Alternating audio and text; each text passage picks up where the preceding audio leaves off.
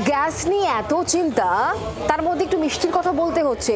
রসগোল্লা বা সন্দেশ এগুলো নিয়ে অতটা সমস্যা না হলেও সমস্যা কিন্তু আছে একটা জায়গায়, সেটা হলো যারা মিহিদানা কিংবা সীতাভোগ খেতে পছন্দ করেন তাদের জন্য কিন্তু খুব খারাপ খবর।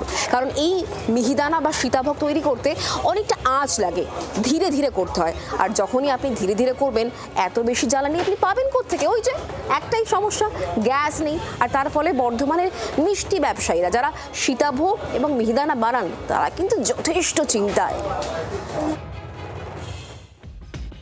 ঘরে বাইরে সব হেসেলেই এখন গ্যাস সংকট।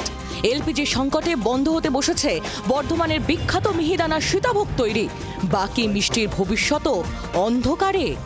কিছু কিছু মিষ্টি আছে অনেক হাই টেম্পারেচারে হয়, রসগোল্লা আছে, মিহিদানা আছে, সীতাভোগ আছে, যেগুলো আমরা করতে পারছি না। আপাতত যেটুকু স্টক ছিল আমাদের কাছে ওই দিয়ে অল্প অল্প করে করে করে চালাচ্ছি। মনে হচ্ছে না যে আজকের দিনটা আমরা আর এগোতে পারবো, কোনো রকম কাঁচামালের সমস্যা আছে। কিছু কিছু মিষ্টির জন্য দরকার পড়ে অনেক বেশি আঁচ, যা আপাতত এলপিজি গ্যাসেই সম্ভব।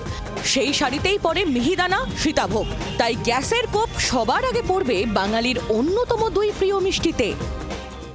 না, গ্যাসের সরবরাহ তো একদমই ঠিক নেই। আমরা তো সবাই জানি যে বিগত কয়েকদিন ধরে কি ভয়ঙ্কর পরিস্থিতির মধ্যে চলছে। ইনফ্যাক্ট হচ্ছে গিয়ে বিভিন্ন সার্কুলেশন এসছে, নোটিফিকেশান।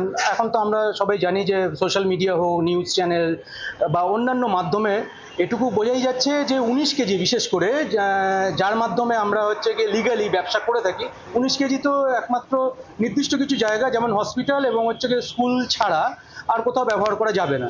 তাহলে আমরা অতল সমুদ্রে পড়ে গেছি আর কি। বাণিজ্যিক গ্যাসের যোগান না পাওয়ায় হোটেল, রেস্তোরাঁ সহ ছোট ব্যবসায়ীদের উপর চাপ বাড়ছে।